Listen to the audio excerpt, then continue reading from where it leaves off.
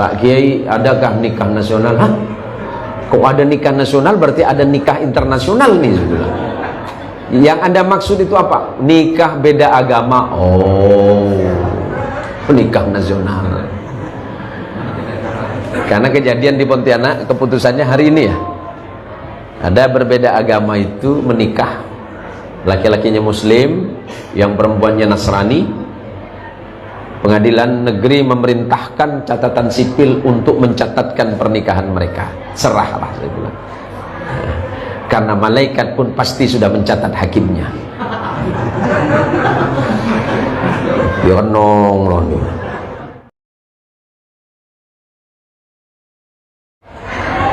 Bismillahirrahmanirrahim.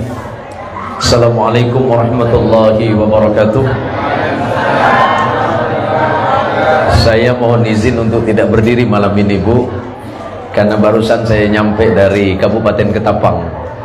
Tadi sore saya baru sampai, berangkat hari Selasa kemarin, dan baru sampai tadi sebelum maghrib. Jadi ceritanya saya mumpung laku ini ya. Jadi mumpung laku, nanti tak laku malah minta diundang pula. Alhamdulillah, wassalatu wassalamu ala rasulillah wa ala alihi wa ashabihi wa mawala.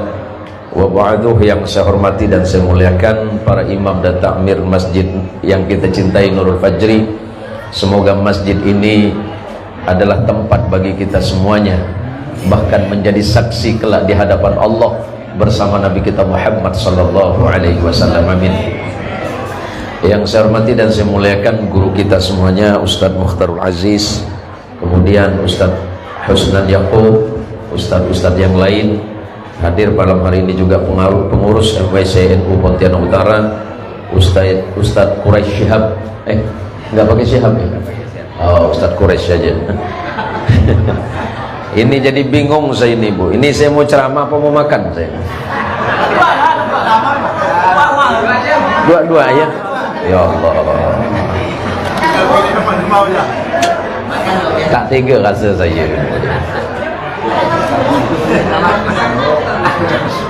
Saya dengar tahun lalu ada 1.800 orang yang kita bacakan namanya, kemudian kita tahlilkan. Dan malam ini mungkin nambah satu, namanya Beben. Paling ujung. Alhamdulillah bahwa Rasulullah Muhammad sallallahu alaihi wasallam memberikan kabar yang menggembirakan untuk kita semuanya, bahwa pada malam hari ini dari berbagai macam jalur riwayat, yattali'allahu azza wa jalla li jami'i khalqihi fi laylatin min nisfi sya'bani fayaghfiru li jami'i khalqihi illa li musyrikin aw musyahid. Pada malam nisfu Sya'ban, malam ini Allah memandang seluruh hamba-hambanya dengan pandangan ampunan. Allah tengah menatap kita semuanya dengan ampunannya. Fayaghfiru li jami'i khalqihi, maka Allah berkenan mengampuni dosa seluruh hamba-hambanya kecuali dua orang yang tidak bakal mendapatkan ampunan Allah malam ini. Yang pertama, orang-orang yang berlaku syirik, orang yang menyekutukan Allah, baik ucapannya, hatinya, perbuatannya. Dia syirik kepada Allah. Selama dia belum bertaubat kepada Allah, menyadari kesyirikannya kepada Allah, Allah tidak berkenan untuk mengampunkan dosanya malam ini. Yang kedua, au musyahid. Kalau yang pertama, insya Allah kita bebas dari rasa syirik itu. Mudah-mudahan kita semuanya dibebaskan dari perilaku syirik. Yang kedua, ini berbahaya, sebab boleh jadi kita tidak terbebas dari perilaku ini. Au musyahid, orang yang selalu gemar mengadu domba, orang yang suka ngadu domba orang lain, itu berat hukumnya di hadapan Allah. Jadi berhati-hatilah dengan lidah, berhati-hatilah dengan ucapan. Dalam peristiwa Isra Mi'raj Nabi Muhammad sallallahu alaihi wasallam, Rasulullah diperlihatkan seekor unta. Seekor unta yang keluar, tapi kemudian mau masuk lagi ke dalam lubang sebesar lubang jarum. Dia berusaha terus untuk masuk ke dalamnya. Kemudian Rasulullah bertanya kepada Jibril alaihissalam, "Ya Jibril, wahai Jibril alaihissalam, wahai malaikat Jibril, ini apa ini? Ini kok kelihatannya aneh. Ada seekor unta yang sangat besar tapi berusaha masuk terus ke lubang sebesar lubang jarum atau lubang yang kecil." Malaikat Jibril menjawab, "Ya Muhammad, itulah perilaku manusia yang menyesali perbuatannya ketika dia mengucapkan sesuatu. Dia mau menarik kembali ucapannya, tetapi dia tidak bisa melakukan. Ucapan yang kita ucapkan kepada orang lain itu akan membekas di hati orang. Apalagi kemudian ucapan itu mengandung hinaan, umpatan, cacian, apalagi saling fitnah di antara sesama." Kenapa Ustadz malam ini ceramahnya ngegas? Dari tadi suruh minum terus. Pas bagian ceramah baru dikasih makan. Ini kan ngolok-ngolok namanya.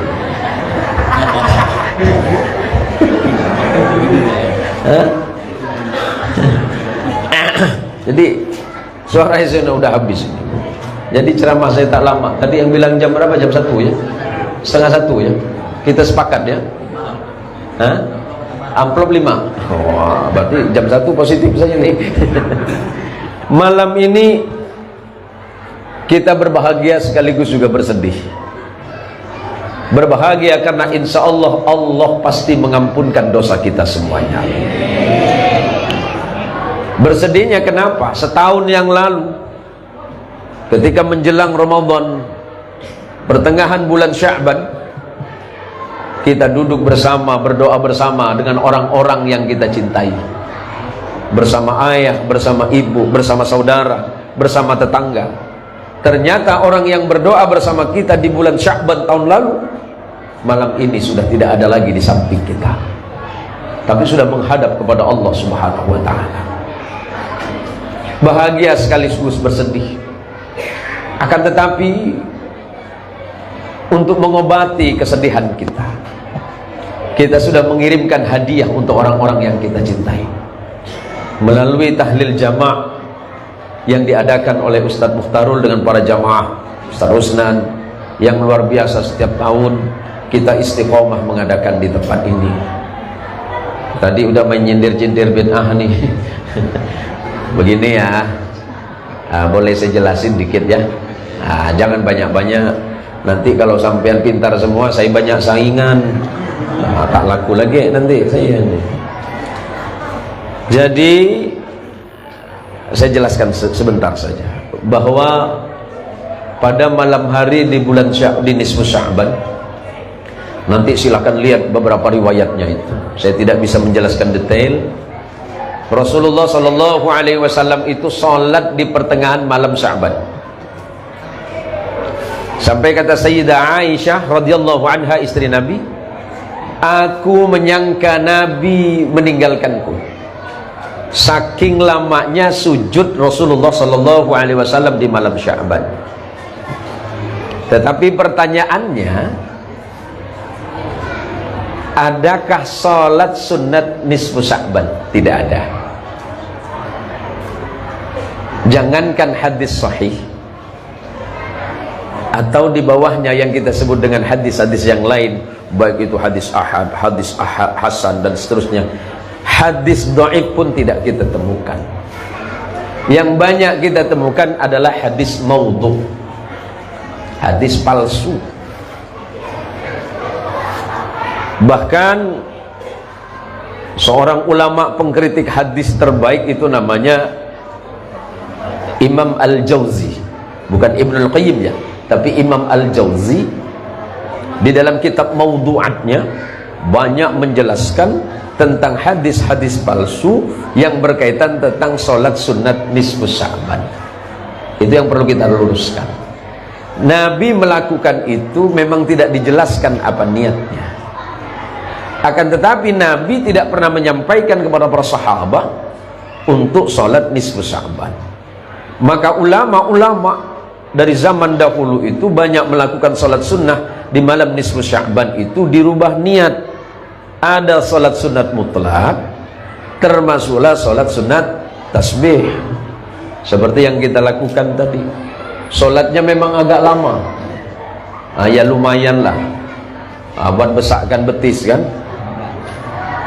Tapi setiap tahun kita amalkan di tempat. Jadi yang perlu kita luruskan bahwa salat sunat nisfu Sya'ban itu tidak ada. Misalnya niat usolli sunnatan nisfi Sya'ban atau nisfi Sya'ban misalnya. Saya berniat salat sunat nisfu Sya'ban, itu memang tidak dijelaskan secara hukum.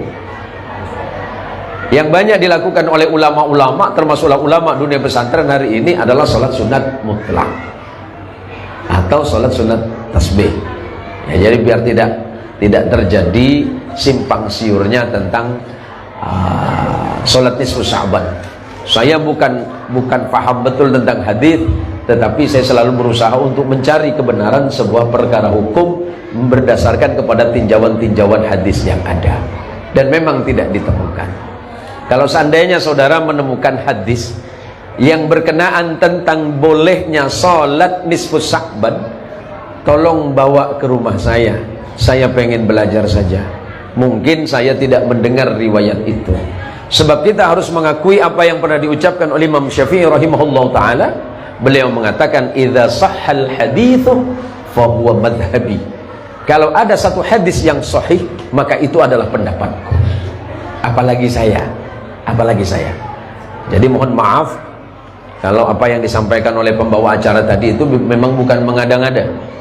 Memang betul, jangan sampai terjadi lagi silang pendapat di antara kita tentang bolehnya sholat dengan niat nisfu Sya'ban, karena memang tidak ada.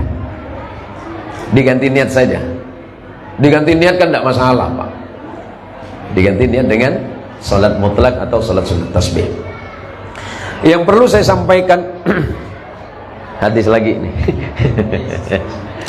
Nanti silakan lihat dalam riwayatnya Imam Ibnu Majah, Imam Abu Daud, dan ini disahihkan oleh Imam Ibnu Hibban. Kemudian seorang ahli hadis pada abad ke-18-19, Imam Muhammad Abu Tahir, mengatakan sanad hadis ini hasan, berkaitan tentang doa anak atau beberapa perkara yang boleh dilakukan bagi anak untuk orang tua yang sudah wafat. Seorang yang bernama Abu Usaid Malik bin Rabi'ah, dia menceritakan, bainama 'inda Rasulillah Muhammadin sallallahu alaihi wasallam faja'ahu rajulun min Bani Salimah. Ketika kami sedang duduk bersama Rasulullah Muhammad sallallahu alaihi wasallam, tiba-tiba datang seseorang dari Bani Salimah dan bertanya kepada Nabi. Faqala li Nabi sallallahu alaihi wasallam, ya Rasulullah, orang tuaku sudah wafat, kedua-duanya sudah wafat. Bolehkah kami beramal atau masih bolehkah kami berbakti kepada orang tua kami sementara orang tua kami sudah wafat? Rasulullah menjawab, qala na'am, iya boleh. Kalau ibu bapak kita sudah meninggal, kedua orang tua kita sudah meninggalkan kita, sudah wafat, ternyata masih boleh kita berbakti kepada keduanya dengan cara apa kata Nabi? As-salatu alaihimah. Yang pertama, salatlah atas keduanya. Takwil hadisnya berbeda. Ada yang mengatakan as-salatu alaihimah itu mensalatkan jenazahnya. Kalau orang tua kita meninggal, orang tua kita wafat, bukan orang lain yang wajib mensolatkannya, tapi kita anaknya. Saya tak pandai Pak Ustaz belajar. Ada ke Mukhtarul, ada ke Husnan, ada ke Mukhlis. Nanti diajarkan bengkel pula. Bukan ngolong-ngolong, serius aja nih.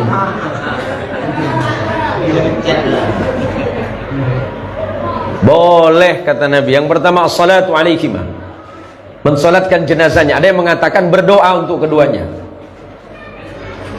Yang kedua wal istighfarul lakumah, memohonkan ampunan atas keduanya. Berarti tahlil kita malam ini secara dalil hukum itu diperkenankan karena kita mendoakan orang tua kita. Sampai ke Pak Ustadz, jangan tanya saya, karena saya bukan agen kuburan. Mana saya malam ini? Malah Ustadz Zain Muhsin bid'ah hanya terus. Nah, saya tiap hari ada 100 lebih WA ke grup saya itu, grup WA Ustadz Zain Muhsin itu. Pujian banyak udah tidak saya pandang itu. Caci maki untuk saya udah biasa. Ustadz ngajarkan bid'ah, Ustadz ngajarkan ini.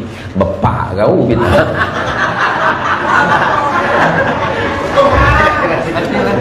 Hah? Live kan? Serah dia dah. Hati kau lah. Saya dah kata di mana-mana, saya kalah dalil menang tombok saya. Maka rambut saya panjang kan? Bentar-bentar bid apa? Tak boleh macam tu. Tak boleh. Bahwa kata Nabi itu wal istighfarul lakuma, boleh kamu mohonkan ampunan atas kedua orang tuamu yang sudah wafat. Tapi jangan datang tiap setahun sekali. Nah, ini saya tengok nih. Bawa ke kanjang, bawa alat tebas, bawa air sebotol. Dia tengok mana kau mau long. Doa arwah. Hah? Setahun sekali datuk bapak kau dia datang ini. Datang ke orang tua itu mendoakan tiap saat, tiap waktu. Karena dosa orang tua kita belum tentu diampuni oleh Allah. Maka kita berharap kepada Allah melalui kesempatan ini Allah mengampuni dosa keduanya. Karena kata Nabi, boleh kamu mendoakan orang tuamu yang sudah wafat. Kapan saya mendoakan? Setiap habis sholat. Karena orang tua kita dulu semasa hidup tidak pernah berhenti mendoakan kita. Bahkan seburuk-buruk anaknya sekalipun, macam ini, macam Bang Junai ini. Bukan maksud saya, bukan itu. Walah ente nak makaula. Misalnya, seburuk apapun anaknya, orang tua masih bilang dia orang baik. Mana lawan anak aku? Anak aku bagus tuh katanya. Padahal anak dibuang. Ini pengalaman pribadi namanya. Yang ketiga, wa infadu ahdihima ba'da wafatihima, memenuhi janji orang tua setelah wafatnya. Orang tua dulu pernah berniat seperti ini, nak, kalau nanti ibu dan bapak atau ayah dan ibu sudah tidak ada, kalau kamu punya rezeki, tolong kamu berinfak di masjid atas nama bapak dan ibu. Karena sekarang ibu dan bapak belum ada rezeki. Ada orang tua dulu pernah berkata, nak, Junai, kalau awak nanti punya uang, rezeki berlebih, kawin lagi. Jangan nak nyindir saya. Kalau awak punya rezeki, punya uang, bolehlah engkau berkurban atas nama ibu dan bapak. Sampaikan nanti kurban itu ke Masjid Nurul Fajri. Kalau kita punya uang, Bang Junai punya uang, punya rezeki dan bisa, penuhi janjinya. Wa infadu ahdihima ba'da wafatihima. Yang keempat, wa ikramu sadiqihima, muliakan sahabat orang tua. Orang tua kita semasa hidup pasti punya sahabat. Almarhum orang tuanya Pak Mukhlis, Pak Hanan ya. Ya, karena ejaan Jawa jadi Pak Kanan ya. Pak Hanan tentu punya sahabat. Sahabatnya Pak Jem ya. Ada beliau. Tenang Pak Jem. Enggak usah main nyusul-nyusul gitu aja, Pak. Enggak boleh. Muliakan. Wah, beliau sahabat orang tua saya. Cara memuliakan tuh banyak. Termasuk tiap hari belikan rokok buat beliau. Hah? Rokok? Iya. Iya, kasih motor 1. Itu namanya wa ikramu shadiqihima. Atau misalnya Mbah Makmun ada. Nah, itu kan sahabatnya almarhum Ki Mukhtarul. Kan sahabatnya ya. Kasih lukisan yang paling mahal. Itu kata Nabi, itu diterima kok. Misalnya Ustadz Usnan sudah wafat misalnya, sahabatan sama saya, jadi keluarga beliau datang, dulu orang tua saya punya sahabat ayah saya datengin, pertama kali minta maaf, bukan tanya surat tanah. Pak, bapak kawan bapak saya kan, iya, surat tanahnya di mana Pak? Bukan itu. Ente ini juga cari surat tanah terus. Tanya sama sahabat orang tua, apakah orang tua saya dulu pernah begini dan begitu. Kalau memang ada kebaikan yang pernah diperbuat oleh orang tua kita, lanjutkan. Yang kelima, wasilatur rahimi allati la tusalu illa bihima. Sambunglah silaturahim yang pernah disambung oleh kedua orang tuamu. Kita ini biasa bicara soal nasab. Tadi pembawa acara bilang tentang nasab. Saya dengan Ustadz Quraisy ini nasab, satu nasab. Beliau masih terhitung ponakan saya. Kalau beliau ketemu saya cium tangan tuh bukan aneh, Bu. Makanya kemana-mana saya selalu pakai minyak harum. Yuk, ada yang meminta kan? Sambung silaturahim. Malam ini kita harus sambung silaturahim. Silaturahim yang dimaksud adalah menyambung sesuatu yang terputus di dalam kebaikan. Orang yang memutus silaturahim diancam tak masuk surga. Dan Rasulullah Shallallahu Alaihi Wasallam, seorang sahabat Abdullah bin Umar mengatakan, la yadkhulul jannata qati'un. Tidak bakal masuk ke dalam surga qati'un, orang yang memutus. Kemudian Imam Nawawi rahimahullah ta'ala mentakhrij hadis-hadis ini dan mengatakan qati'ur rahimi. Orang yang tidak bakal masuk surga itu adalah orang yang senang memutus silaturahim. Baru-baru ini di sekitar saya ada beberapa orang yang datang ke rumah. Dia bercerita bahwa saudaranya tidak lagi menganggap dia sebagai saudara, padahal dia kakak adik. Saya tanya alasannya apa? Alasannya sederhana Pak Kiai. Ini masalah warisan. Masya Allah. Tanah yang mana? Tanah warisan. Padahal kita sudah berusaha untuk berlaku adil sesuai dengan hukum fikih, tetapi saudara saya tidak mau. Dia mengatakan, saya abang laki-laki paling tua, maka saya yang paling banyak dapat.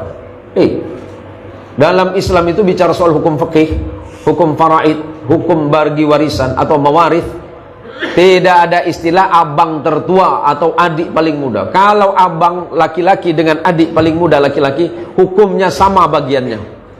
Perempuan mau yang paling muda yang paling tua juga sama bagiannya. Tidak ada perbedaan itu. Jadi kalau hanya karena persoalan ini yang menyebabkan dia memutus silaturahim, memutus persaudaraan denganmu, betapa buruk hatinya. Dia tidak bakal masuk surga. Tapi doakan saja, mudah-mudahan dia dapat hidayah dari Allah. Tapi sampaikan sama abangmu, kalau abangmu masih kurang tanah, datang sama saya. Di kampung saya tanah abah saya masih banyak. Saya kasih 2 meter kali 40.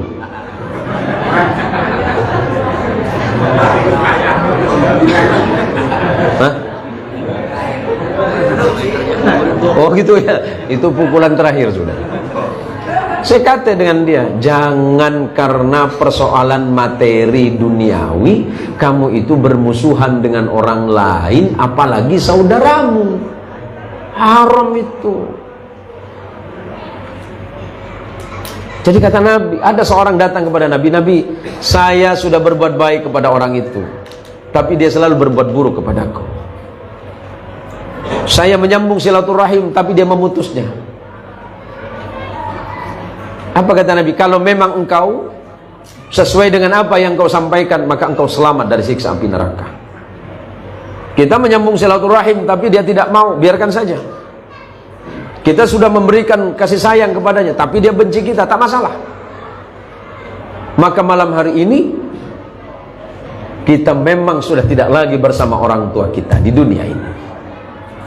Tapi mumpung sebagian masih ada yang bersama orang tua, jaga orang tua. Jaga orang tua. Jangan sampai kau sakiti hati dan perasaannya. Tuan rumah yang tadi malam yang saya datangi itu, yang di Ketapang itu, istrinya mu'alaf. Istrinya mu'alaf. Tapi dia, saya tanya sama saya, Pak Kiai, bagaimana sikap saya terhadap orang tua saya yang berbeda iman? Tak masalah, bergaul saja dengan kedua orang tuamu yang berbeda itu dengan pergaulan yang baik. Karena tadi malam itu ceramahnya 1 jam, tapi pertanyaannya hampir 1 jam. Makanya habis suara saya. Yang paling unik pertanyaannya nikah nasional. Pak Kiai, adakah nikah nasional? Hah? Kok ada nikah nasional, berarti ada nikah internasional nih. Yang Anda maksud itu apa? Nikah beda agama. Oh, nikah nasional. Karena kejadian di Pontianak, keputusannya hari ini ya. Ada berbeda agama itu menikah. Laki-lakinya Muslim, yang perempuannya Nasrani. Pengadilan negeri memerintahkan catatan sipil untuk mencatatkan pernikahan mereka. Serahlah, saya bilang. Karena malaikat pun pasti sudah mencatat hakimnya. Ya nong. Nah, udah habis waktunya ya. Karena kambing guling sudah menanti. Tapi beliau ke Muhtarul tadi WA sama saya itu, beliau manas-manaskan saya. Awalnya saya tak balik. Saya ada rencana tak balik dengan tim itu, rencana mau jalan dulu. Rupanya beliau kirim foto kambing guling, tapi saya curiga. Ini kakinya pendek kayaknya nih.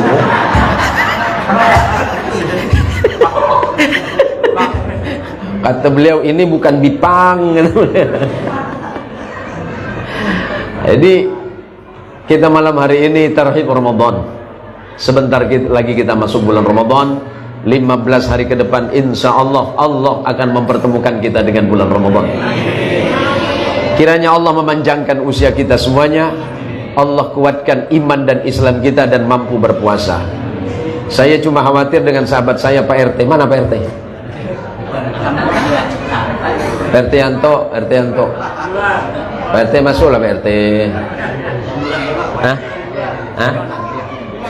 Oh gitu ya? Oh Samurad. Nah itulah, orang tak banyak berbagi macam dia lah. Dia itu memang mansor orangnya, suka nak makan sorang. Jangan suka nak gianat Pak RT. Doa kami ini makbul semua nih.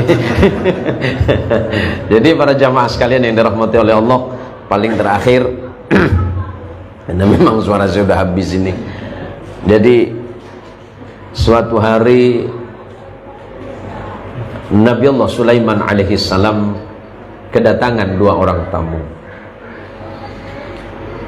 Tamu yang pertama itu duduk di samping Nabi Sulaiman, sedangkan tamu yang kedua berada di depan Nabi Sulaiman. Tamu yang kedua ini dilihat terus sama tamu yang di samping Nabi Sulaiman. Macam beginilah Pak Waslannya, dia kenong terus, tajam tatapannya.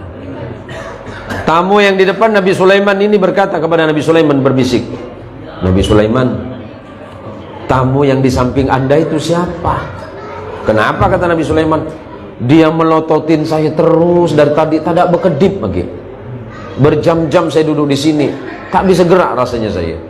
Nabi Sulaiman menjawab, tamu di samping saya ini adalah malaikat maut yang sudah lama mencarimu. Bergegar dia punya badan itu, keringat dingin turun.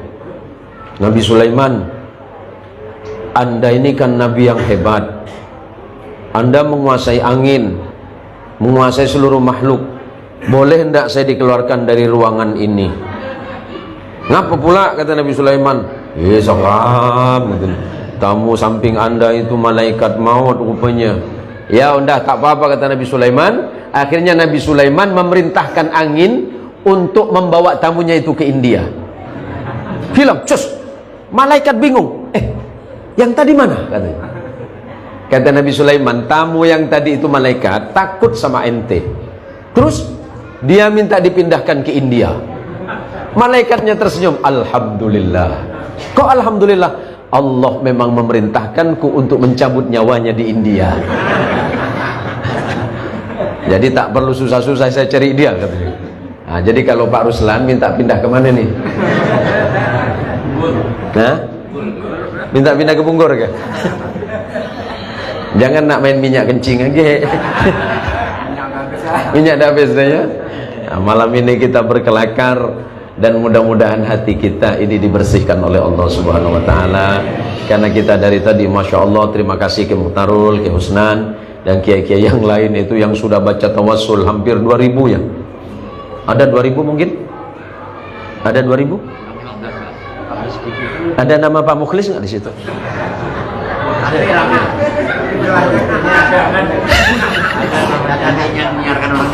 Kalau gitu ya.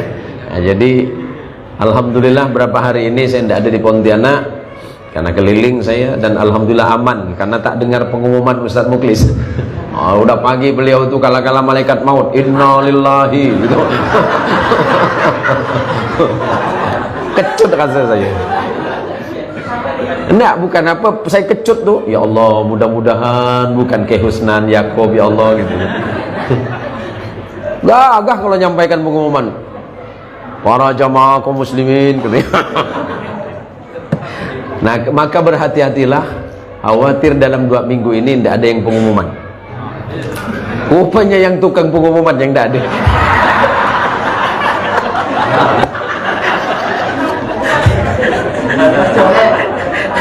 Lah itu rahasia Allah. Siapa yang bisa menolak kematian? Nah, makanya Bang Junai balik ke rumah jangan nak senang-senang hati. Banyak taubat sama Allah, ya. Saya guraukan beliau yang paling takut tuh saya sebenarnya. Para jamaah sekalian yang dirahmati oleh Allah, mudah-mudahan doa tahlil kita Allah sampaikan kepada kedua orang tua kita, dan itu adalah hadiah yang paling penting.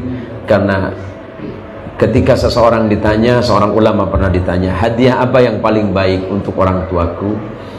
Bahwa inna hadayal ahya'i lil amwati istighfarul lahum. Sesungguhnya hadiah yang paling baik yang dihadiahkan untuk orang yang sudah wafat adalah istighfar. Mohonkan ampunan orang tua kita. Semoga orang tua kita diampunkan dosanya oleh Allah. Lebih-lebih yang sudah wafat meninggalkan kita semuanya.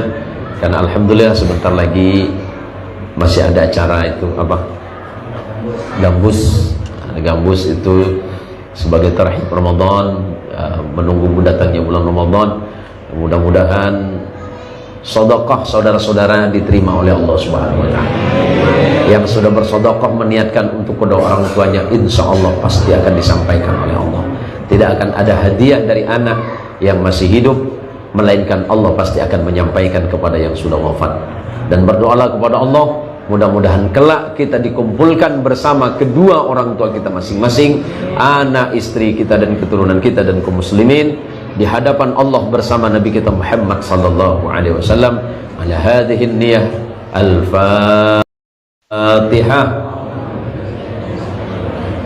Alhamdulillahirabbil alamin arrahmanir rahim maliki yaumiddin iyyaka na'budu wa iyyaka nasta'in ihdinas siratal mustaqim shiratal ladzina an'amta 'alaihim ghairil maghdubi 'alaihim waladdallin. Amin. Terima kasih. Mohon maaf karena saya menyampaikan ini sebentar, Bu. Tenggorokan saya sudah kering, tenggorokan saya sudah panas ini. Menurut jadwal nanti, jadwal saya tanggal berapa terakhir? Tanggal 30 bulan Maret masih ada, berarti 3 hari sebelum Ramadan. Jangan anggap wasiat ini. Ngeri saya nih. Udah tak jadi saya. Takutnya pesan terakhir kan. Doakan saya doakan saya mudah-mudahan sehat. Karena doa para kaum muslimin itu yang situ. Terima kasih. Mohon maaf kepada Kiai Mukhtarul, Kiai Usnan, Ustaz Jem, dan para imam-imam yang saya hormati, para takmir dan imam masjid, para jamaah sekalian yang dirahmati oleh Allah. Hadanallahu wa iyyakum ajma'in wal afa minkum. Assalamualaikum warahmatullahi wabarakatuh.